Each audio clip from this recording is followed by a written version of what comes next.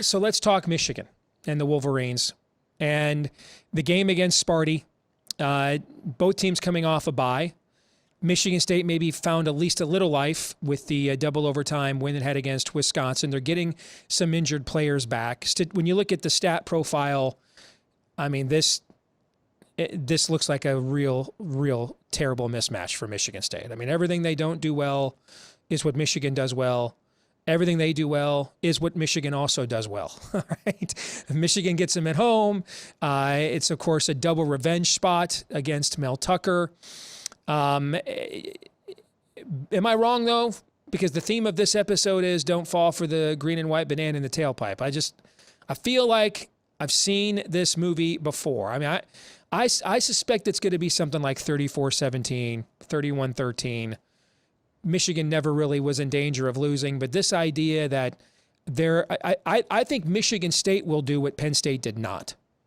Penn State rarely played single high safety against Michigan. I don't know why. That's why Michigan said, okay, we'll just keep running the football then, I guess. You'll keep letting us do it.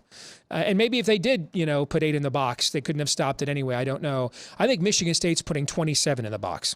Cheerleaders, water boys, team trainers, traveling party, school administrators. I think they will all be in the box.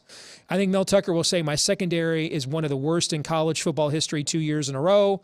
I'm just going to let J.J. McCarthy build it, prove to me he can create a Heisman-like resume. I cannot allow these running backs to just come downhill and gash me like this all game long. So, we'll play.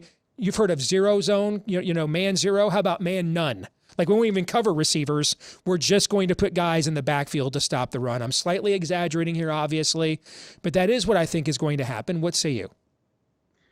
Well, it seems to make sense because the most difficult thing to do in football is not just hand the ball to somebody. It's obviously to make a connection downfield between quarterback and wide receiver. And though J.J. McCarthy has been a capable manager of this offense, that's pretty much what he's been. And that's not any knock on him. He's been extremely efficient. He's actually filled that role more capably maybe than I thought. I thought, okay, Cade McNamara is here. J.J. McCarthy gives them so much more, but there's going to be a few mistakes. There really haven't been many mistakes. Everybody's going to throw a pick from time to time, and I think he's still sitting on one. So the underneath throws and the throws that, he can make any throw in the book. It'll be interesting to see when he has to be pushed to be dynamic, because he can certainly do it, but he at least needs to be pushed in that direction. This is obviously not the game. I think that's the way to go for Michigan State. There is no viable path for them that I can find because Michigan's just hitting on all cylinders.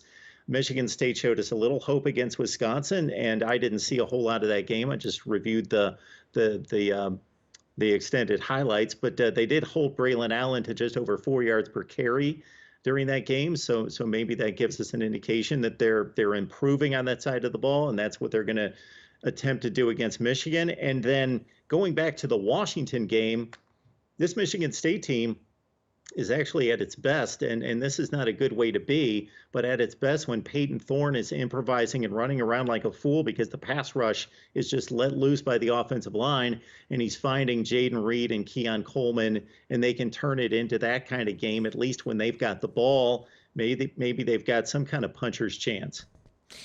Mel Tucker, 11-16 all-time as a head coach without Kenneth Walker in the backfield. Your thought? Well, he only had the 1 year at Colorado, and it is a difficult place to win. He obviously did not have time to bring his players there. I have always thought Michigan State was a difficult program to win because of the division, because of the immediate rivals, and the expectations there to be good, especially considering what D'Antonio accomplished the first half of his tenure. Mm-hmm. He did a tremendous job with the patchwork, and I do think the Kenneth Walker attachment to the win record is slightly overplayed. It's a major factor. He was tremendous. He was amazing. Yes, he meant so much to that offense, and he was the number one reason why they got to where they got last year. But you still have to have a team. It's still football. I just think it was more about, maybe as much as Kenneth Walker, about matchups being what they should have been, and then playing the right teams in the other division to put together that kind of season. Just everything worked out. They didn't get a Kenny Pickett in the bowl game. Of course, they didn't have Kenneth Walker. I just think everything worked for them, and probably, what was more than what Mel Tucker would bring on a yearly basis. But let's hold off on Mel Tucker just in regards to what he can do as a program builder, because he's working on building a program for the first time in his life. Good stuff, my friend. We'll do it again next week. All right. Thank you. Thanks, Steve. Appreciate You bet. it.